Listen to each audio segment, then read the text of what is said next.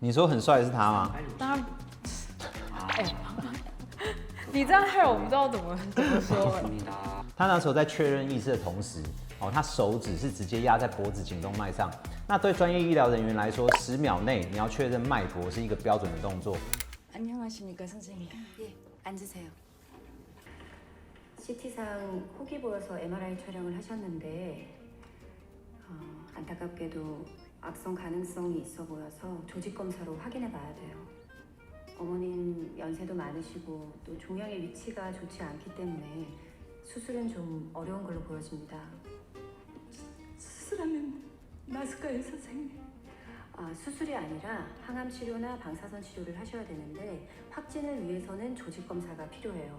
만약 제가 지금 의심하고 있는 신경교종이 맞을 경우 악성도가 낮은 1, 2등급이면 방사선 치료만으로도 생존율이 높고 만약 3, 4단계일 경우엔 항암과 방사선 치료를 병행하셔야 되는데 재발률도 높고 또 생존율 역시 현저히 떨어집니다. 所以像当医生，他真的这样告知患者，他要很温柔나 많이 살았으니까 괜찮냐? 可我觉得他讲真的听起来，人家就蛮容易接受的。电脑断层、核磁共振，然后又要再切片，这3个大概差别在哪？这3个检查其实完全不一样。电脑断层就是 CT， 它主要是看位置；那个核磁共振，它 MRI 主要是看细节，然后切片它才是最关键的那个组织学确诊。那 CT 电脑断层它主要是用来确认脑袋里面有没有出血，然后或出现大肿块，那可以在第一时间它去抓出病灶它大概的一个位置，而且它很快就可以做完，大概只要几分钟。那核磁共振 MRI 它是一个高解析度的一个摄影。 它对大脑软组织的一个解析度是很高的，那可以清楚看到肿瘤的范围，然后有没有压迫到周边的那个重要神经或是脑干。但最重要里面还是切片，因为很多不同种类的脑瘤，它在影像上面它长得很像，那所以如果你光看照片，你不知道它是哪一种。那切片是直接取一小块组织，然后送到显微镜下面去看细胞。那所以只有切片，它才可以确定脑瘤的一个种类，然后还有恶性分级。那接下来也才知道怎么样去做化疗或者说放疗。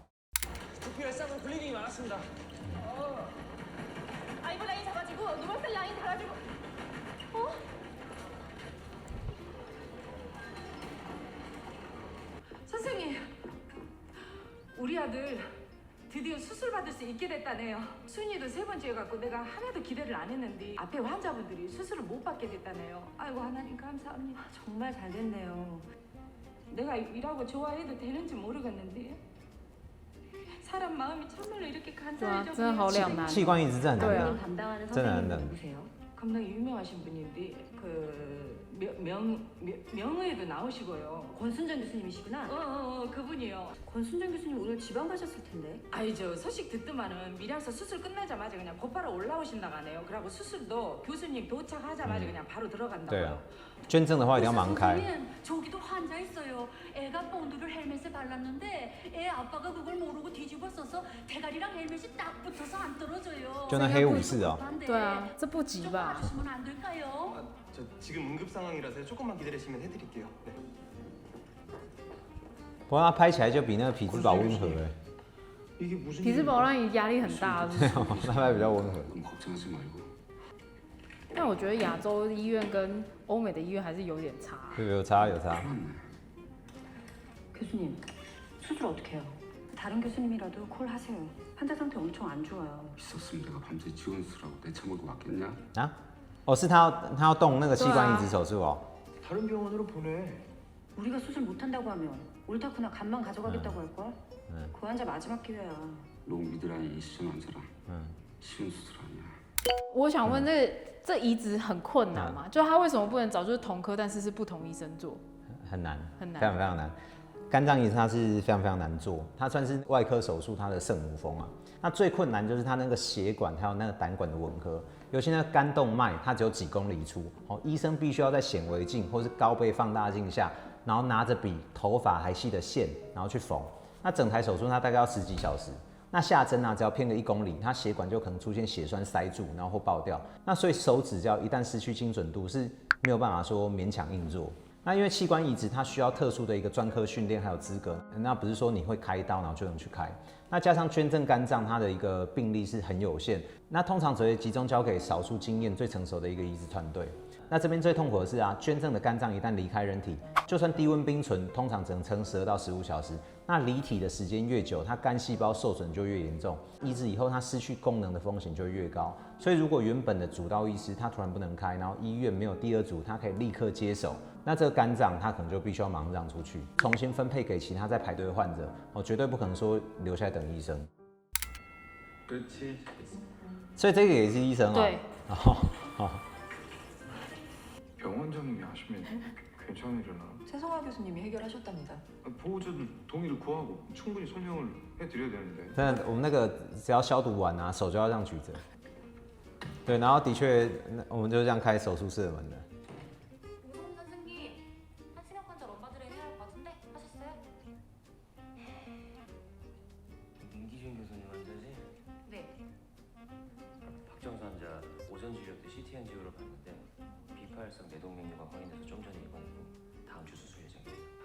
선생님, 수술 어려운 건 아니죠? 제가 수백 건도 넘게 한 수술이니까 너무 걱정 안 하셔도 됩니다. 医生可以这样讲话。 에너지 중 위치가 어디지? 오른쪽 파라클리노이드에 一般是不会这样讲话啦。还是他是为了拍？ 문제 없습니다. 간단. 他现在是还在拍是不是？他现在还在拍啊。哦，不然那个这样讲话我真的不太好。他讲这个东西是真的很简单吗？他那个脑动脉瘤，你大概可以想成是就是头骨里面真的有一个不定时炸弹。那简单来讲，就是它血管壁的弹性变差，那被血流冲出一个薄薄的血管泡泡，那它随时有可能会有破裂出血的风险。那我记得它里面讲这种泡泡开口窄的那个手术，的确是相对简单，然后成功率也高。可我觉得医生是这样讲话是有点太满了啦。那神外他的那个手术其实不太简单。如果说他万一术中啊，那有血栓，然后堵住造成中风，或者他爆掉然后大出血，那出 trouble 是非常麻烦你为什么要突然唠英文？啊。我们都讲出 trouble 啊。哦，真的吗？真的。哦啊，那这个手术是要怎么弄？两种做法，第一种是开颅，然后去夹壁。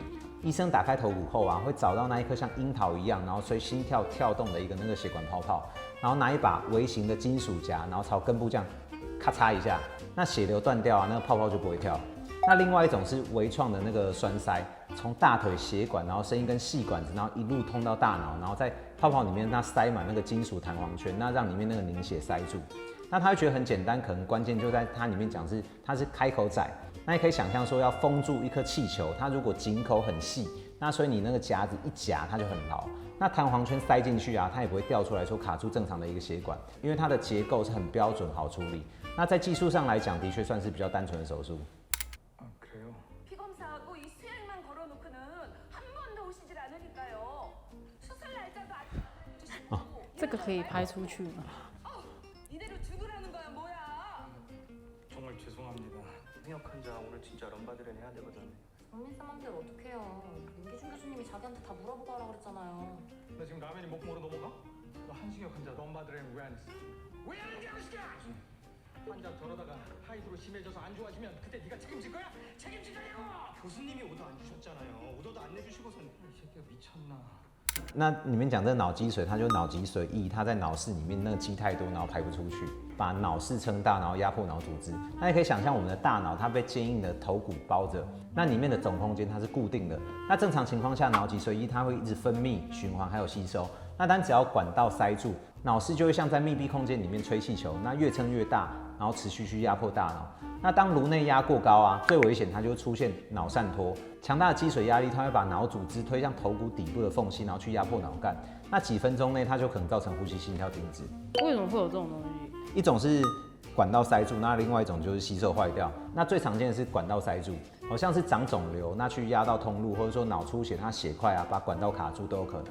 那另外一种吸收坏掉，它是脑脊髓液，它最后要回到静脉循环。那如果它之前脑部有出血或感染，那蜘蛛膜颗粒它可能会发炎、粘连，然后结疤没有办法回收。那脑脊髓液它就会在脑室里面堆积。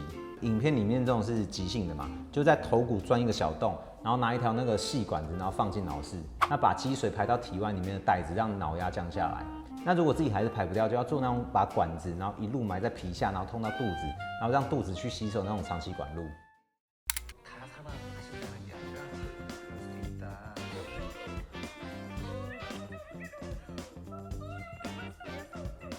医生他会用白话讲重点，他说为什么要开，大概怎么做，那最需要注意的主要风险是什么？同意书上面列的是指，就算说医疗团队它完全没有失误，它还是有可能会发生的已知风险。